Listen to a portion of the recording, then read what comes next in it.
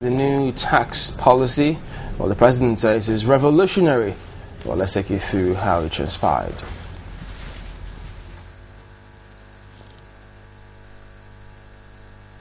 The launching of the two projects preceded the National Economic Council meeting, which was chaired by the Vice President, with all the state governors, all their deputies in attendance. The President, who came in for the sole purpose of the launch in the watchful eyes of officials of the Board of Internal Revenue, registered his name online for the new tax regime to begin. Also, the Vice President, Namadi Sambo, and the Chairman of the Governors Forum, Tifrotimi Amechi, officially registered at the event and were given their tax numbers. Governors Peter Obi of Anambra State, Babangida Aliyu of Niger, Idris Wada of Kogi, Kayode Fayemi of Ekiti, and Ibukunle Amosu of Ogun State were also presented with their tax identity card by the President. The President decried the situation where many Nigerians, particularly the highly placed, do not pay tax. He said the new policies would lay the foundation for a concrete transformation of the Nigeria tax system and ensure its conformity to global best practices. We want to institutionalize a tax culture among Nigerians so that we see ourselves as custodians of the tax system and our commonwealth. We definitely are on the right track. And of course, it's only when you pay tax that you can talk about taxpayers' money. You can proudly challenge anybody you think is misusing public funds because it's your tax that the person is misusing. But those who don't pay tax are those who will charge more in Nigeria. I think if you make sure that everybody pays tax in this country, and those who talk more, you should assess them properly. The Minister of Finance said it was the first time Nigeria would have a formal policy direction for taxation. The launching of these two achievements is confirmation that government is committed to its agenda of socio-economic transformation in all sectors of the economy. While these two are directly related to the tax system, the potential which they hold for our economic development transcends the tax system and will positively impact all tiers of government. The governors embraced the revolution. It's a very unique system, and I believe that this is the step in the right direction. In future, it will be easy for us, even in politics, to insist that somebody should show us his tax data before you can aspire to public office, because it will be wrong if you are not paying taxes, and then at the same time you want to go and manage other people's money after others have paid tax. The tax identification number is a nationwide electronic database for the registration and storage of data of taxpayers in the country, and is said to have the potential of putting Nigeria's tax system at par with most developed systems in the world. Well, David Ewoma joins us now. He's a tax consultant, and thank you for coming on this morning. Some important points they have raised. Of course, a lot more questions will be asked of public officials. Well, this is public funds. You have to give an account here and there. But this policy by itself, is this part of what you consultants have been clamoring for all this while? Yeah, well, the tax policy is a welcome development, and it has been captured that this is the first time we're having a policy providing a clear direction of how the tax system in Nigeria should be run. We can say that, yeah, Nigeria is on the right path. But I will also mention that the tax policy is also supposed to be an integral part of the fiscal policy of Nigeria. Because what we've seen so far in Nigeria is that we have various policies. You see the agri policy, you see the mortgage policy, and all sorts of policy. But they are not in concert to the development of the economy of Nigeria. How? So you have various loopholes. You understand? Look at the monetary policy. Somebody is trying to say, okay, this should be, you are trying to regulate the banks and all that. Meanwhile, your interest is still hitting the roof. Now, the tax policy, the way it is, has two strands. That is, revenue generation or to increase the tax base, as well as strengthen the tax administration in the country. But you see that while the monetary policy is running in another direction, the tax policy is talking about revenue generation. Now, let's look at what goes on in the UK. You discover that the financial service industry, the financial service itself, are not vatable. You understand? So the tax policy is working in connection with what? The monetary policy, so as to bring the cost of finance in the country. So all the policies in the country are supposed to work in concert. This tax policy, you look at the tax base as it is, they want to increase. Now, how do you increase the tax base in a country? There are just two ways. Is either the taxes or the rate of tax that you want to apply. What I mean the taxes, the products of taxable products. Taxable product and the taxable persons. The taxable product and the taxable persons. So now when you take the taxable product, in Nigeria we have what we call multiple tax system. And by the time you aggregate that, you discover that you are not actually making much. For example, for the past 10 years, the average contribution of tax to the GDP of Nigeria is between 6 and 7%. While if you take that of Singapore, is between 97 and 80%. Now, look at the tax products of Singapore. It's just 9 of them. And look at the taxes in Nigeria. Only the federal, including custom, you have 10 tax, custom and excise, you have 10 tax products. Then you look at the state, it's about 11. You look at local government, you have about 20. You understand? But there is, put all this together, we are not making much. We are not getting enough revenue. Even at that? Even at that, those volumes of tax product. So this policy is supposed to come and strengthen how revenue should be generated. Now, I must make this sound this note of warning, because when you say revenue generation, there are other things that should be in place. For example, I know this tax policy leans heavily on indirect taxation. And the basic one we have here is value-added tax. I know in a short time, maybe the VAT rate might be increased from its present 5% to 10%, and they've been arguing about that 15%. But the truth is that you need to look at the micro foundations. There are so many things that are not in place yet in Nigeria. So you can't be compared. The business environment, you understand, the cost of doing business is still very high.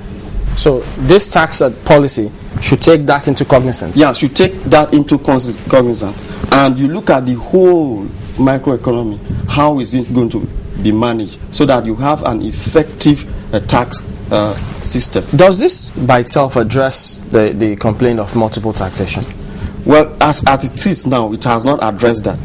What about when it's being implemented? Yeah, so I expect further details, because I know this first document just talk about, okay, we are looking at the tax system, or the institution of in Nigeria has been described as endemic or weak, so they've not been able to generate enough tax system. So they are bringing this policy in such a way that, okay, the institutions will be strengthened, there will be efficiency, there will be simplicity in order to generate enough revenue. You know, you might say it's really quite early in the day to get a firm understanding of it all. But again, maybe you can actually let us in on what they meant by saying a nationwide tax identification number.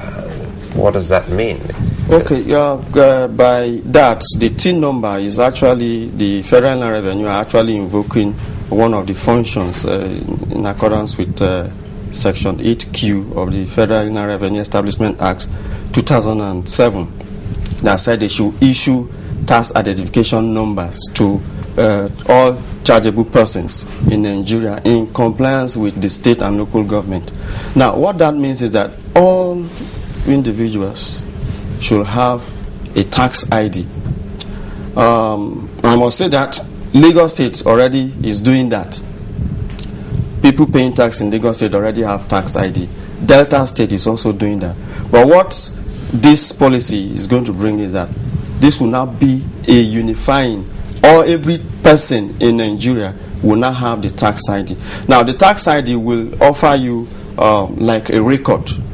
You understand? So you have just like your bank statement. So all your tax records will be shown. You understand? So you have the history. Yeah, the history. We go there. All the taxes you've paid, both the one you paid directly and the ones that were paid on your behalf. That is taxes deducted at source. Yeah, the question Chamberlain asks, can't that as well help to solve the issue of double or multiple taxation? No, when it's going to show you a history, a record of taxation for an individual in the country.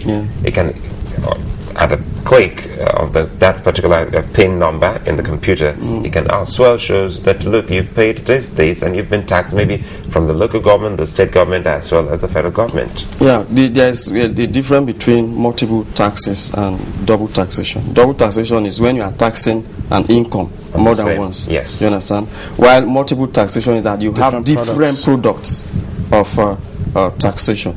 Now, the point you've raised now, if we are to address it, is that the TIN number actually is to ensure that everyone pays tax. For example, in the UK, you have the TIN number. They also have their TIN number, though it's called the INIC number, National Insurance Number. That is the number that will guarantee you to have a good or a lawful employment in the UK.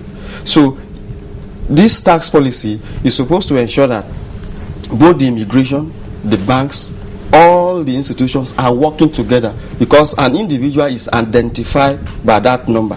So wherever you are earning your income, from whatever source, the taxes must be reflected on using that PIN number.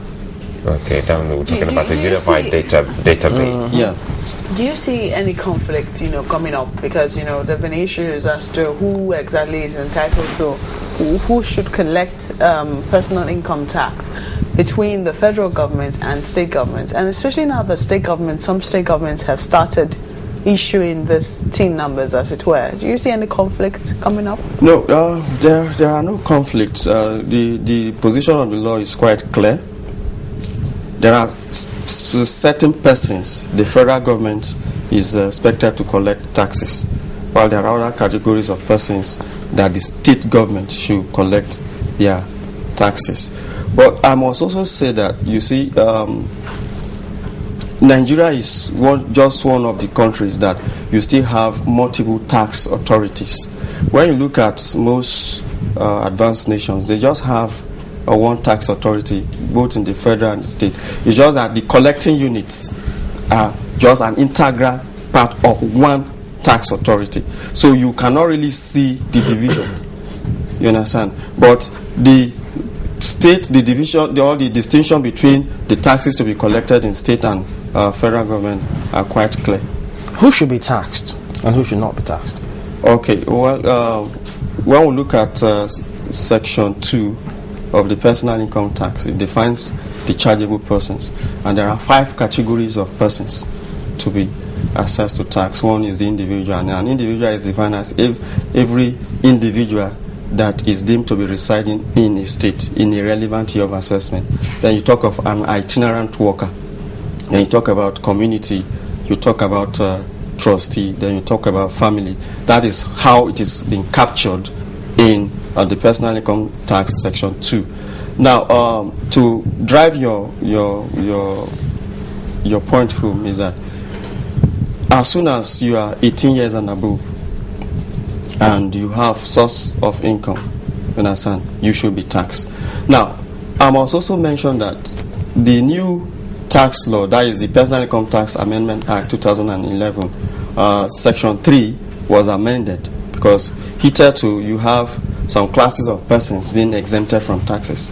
You have the president, vice governor, and all that who have been exempted from taxes. But this new amendment law says that everyone should be. No exemptions? No more exemptions. So everyone is expected to pay taxes. So can it be tenable then if some people say, well, I didn't know I was supposed to pay a certain amount of tax because they thought they were the informal sector? Would it work that way? Now, it is now the duty or the onus of the regulators to do more public tax enlightenment. Now, you see, using the Lagos State example, Lagos State have been able to do that. They've been able to use more of the media propagandas to drive the point home that you need to pay your taxes. So there's no really excuse. And I must also mention here that just as it was captured in that presentation, it is the highly placed who are enlightened that don't actually pay tax.